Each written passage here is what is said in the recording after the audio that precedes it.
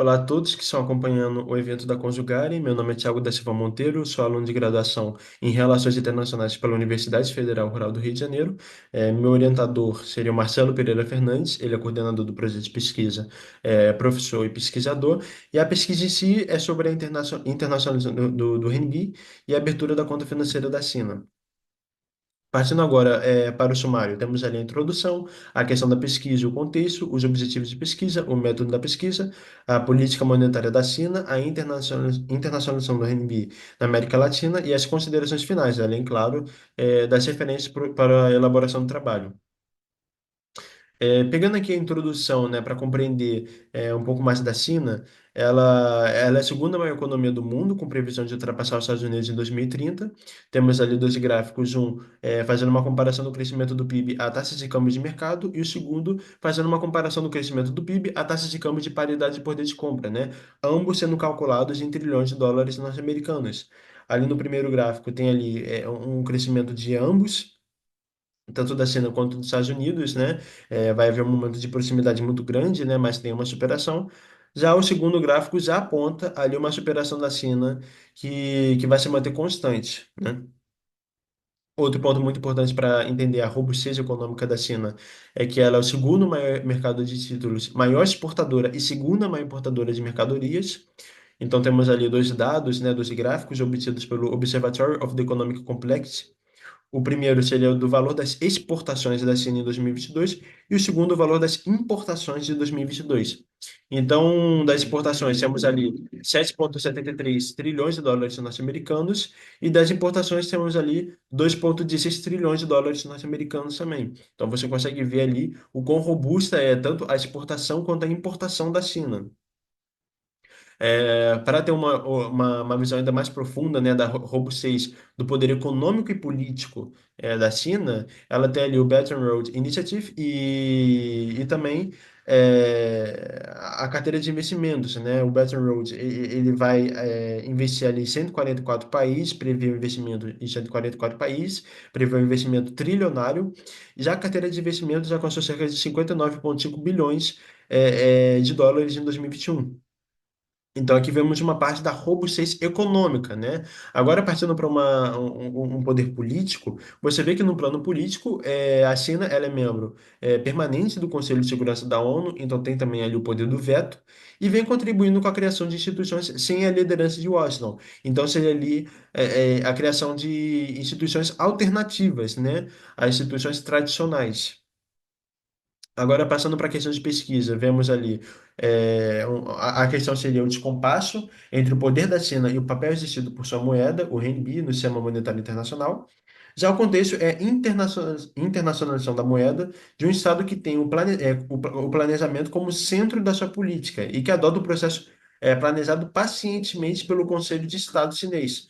Ou seja, vai ser ali a internacionalização, a liberalização, né, de uma moeda que vem de um estado, de um país, né, com um estado extremamente interventor, um estado extremamente regulador, né, que tem ali muitas das suas decisões e medidas sendo acompanhadas pelas decisões do Partido Comunista Chinês. Agora, partindo para os objetivos de pesquisa, temos o objetivo geral, que é analisar o processo de internacionalização do RMB e da abertura da conta financeira da China. Temos também alguns objetivos específicos, como analisar o desenvolvimento de mercados offshore em RMB e analisar a conta financeira da balança de pagamentos da China e a sua ligação com a internacionalização do RMB. Agora, método da pesquisa, né? É uma pesquisa de caráter descritivo, que visa ampliar o conhecimento sobre o processo da internacionalização da moeda. Vai ter ali como base documentos que vão ser obtidos, por exemplo, com o Banco Popular da China, com o Federal Reserve, com o Europe Central Bank e com o Bank for International Settlements. Outras fontes que são usadas, né, fontes mais diversas, tem a BBC, tem Sputnik, tem a CNN, Reuters. Então são fontes bem diversas mesmo, né? Temos também informações de instituições multilaterais, como a FMI, a CEPAL, até você quer colocar um exemplo ali que seria muito mais, na verdade, para o investimento externo direto, né? O avanço do investimento externo direto para a América Latina e o Caribe em 2024, feito ali pela CEPAL. né? Agora, abordando a política monetária da China, é visto que a China vem adotando diversas medidas para a internacionalização do RMB, e entre elas está o desenvolvimento de mercados offshore, né?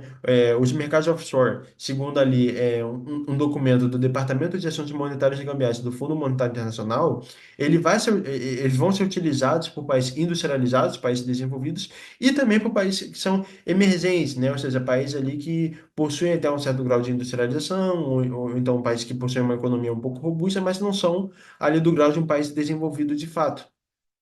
E essas offshores fazem parte ali.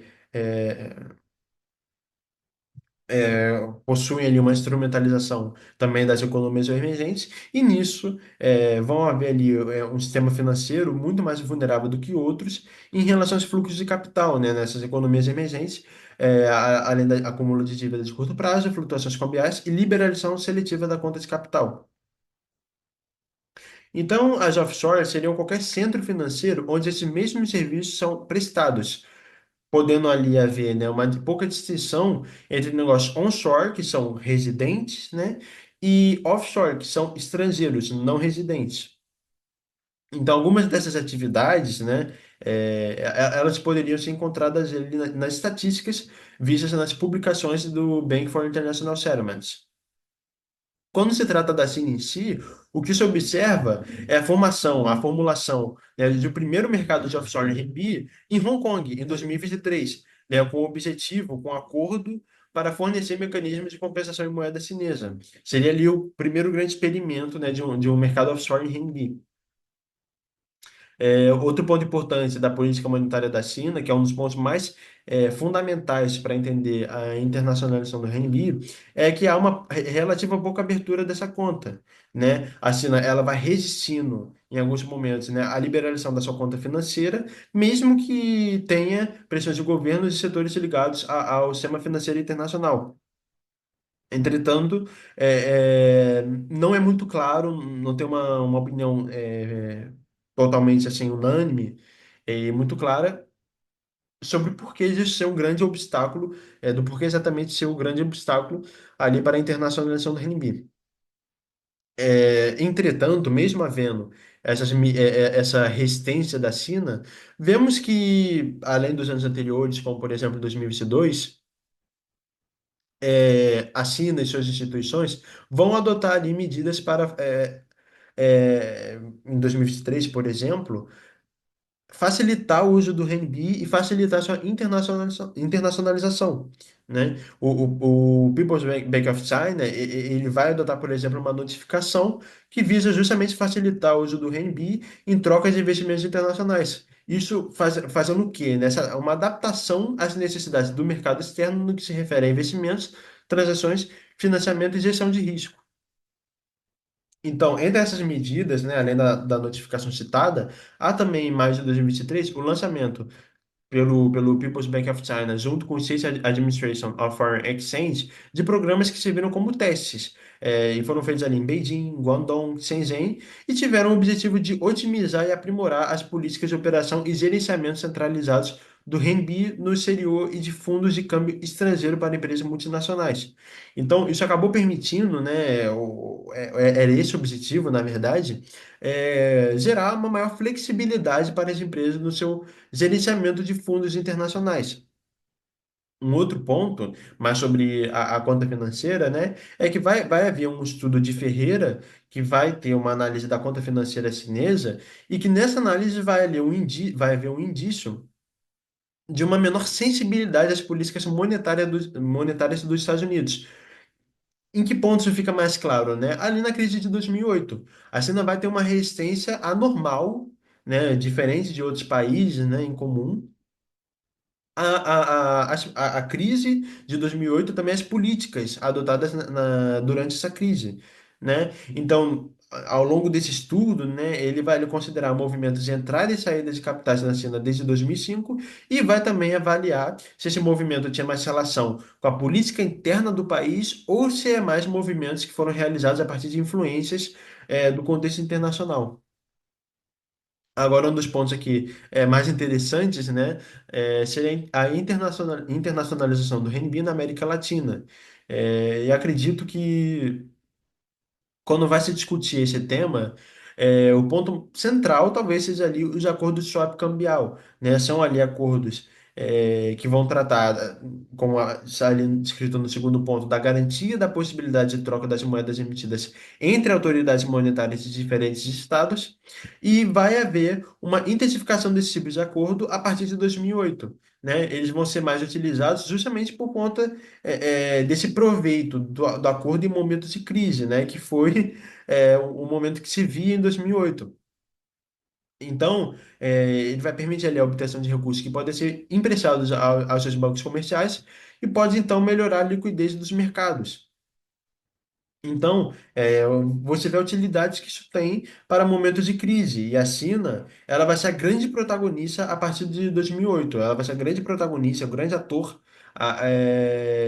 desse movimento, né? Sendo capaz ali de criar mais do que qualquer outro país, celebrando esse tipo de acordo com 40 países e totalizando em 2020, né, 4 trilhões de yuans. Agora, um outro ponto muito interessante é que quando vai se tratar da internacionalização do renminbi na América Latina, o swap cambial, ele vai se tratar ali, né, ele vai ser celebrado com a Argentina, o Brasil, o Chile e o Suriname. Mas o principal destaque mesmo vai para a Argentina. Por quê? Porque é o primeiro e único país da região a ativar esse mecanismo, né? O fez em 2014, justamente em um período de crise, né? Era uma crise econômica, uma crise financeira que foi acompanhado de uma redução das suas reservas. Então, ela acabou adotando, né, acabou ativando esse mecanismo justamente para mitigar a vulnerabilidade na balança de pagamentos. E há ali um estudo, né, de Souza e Daldegan que vai apontar como os acordos de swap cambial, apesar disso, né, eles possuem um limite na estratégia de internacionalização da moeda na América Latina, né, ou simplesmente da internacionalização da moeda em si. Mas apesar disso, apesar de mostrar, né, seus limites, apesar de mostrar ali ter um teto, também mostra, a partir não só da renovação, da prorrogação por parte da Argentina, como também o seu uso, né, parte também da Argentina, não só a partir dessa experiência com a Argentina, mas também ali com o Chile, o Suriname, e que vão ali renovar esses acordos, acaba se destacando como um exemplo alternativo aos padrões tradicionais de empréstimos entre nações. Já no caso do Brasil, o acordo de swap, ele não só não foi utilizado, como também não foi prorrogado. Por quê? Porque não havia uma grande demanda assim por parte dos operadores brasileiros. Então acabou prevalecendo ali a inércia da utilização dos dólares para as trocas internacionais. Então, partindo aqui para finalização, né, temos ali as considerações finais, que é basicamente que a China ela se torna, né, uma das principais economias do mundo, né, uma das mais importantes. Hoje em dia é muito comum ouvir que a China é a grande indústria do mundo, por exemplo, né? Vemos ali, por exemplo, o valor significativo das suas exportações, mas a moeda chinesa, o renminbi, ele não acompanhou essa mesma relevância, né? Entretanto, é preciso pensar a internacionalização do renminbi como um processo gradual. É, é possível notar ali os grandes obstáculos, a resistência chinesa, mas mais do que isso, é possível notar também o direcionamento por parte da China para a aplicabilidade, para a adoção, né, de medidas que vão adaptar a moeda às necessidades do mercado, como detalhou a própria instituição chinesa, o People's Bank of China, né? Então, ainda que o poder da moeda chinesa não seja próximo de se tornar tão relevante, tão significativo, se tornar proporcional, né, ao seu poder econômico e político, o renminbi ele já se projeta como meio alternativo ao dólar. Né? E essa projeção ela vai se intensificar no cenário atual. É um cenário de expansão dos BRICS, discussão de novos mecanismos, né, tanto de investimentos quanto também de novas plataformas de pagamento, além também da adoção dessas medidas de fortalecimento da conversibilidade. Então, por fim, temos ali as referências, né, referências diversas, incluindo instituições chinesas. E, por fim, meus sinceros agradecimentos ao Conjugar, e claro, pela oportunidade, e também pelos telespectadores que estão acompanhando esse evento. Eu agradeço muito e bom evento, pessoal.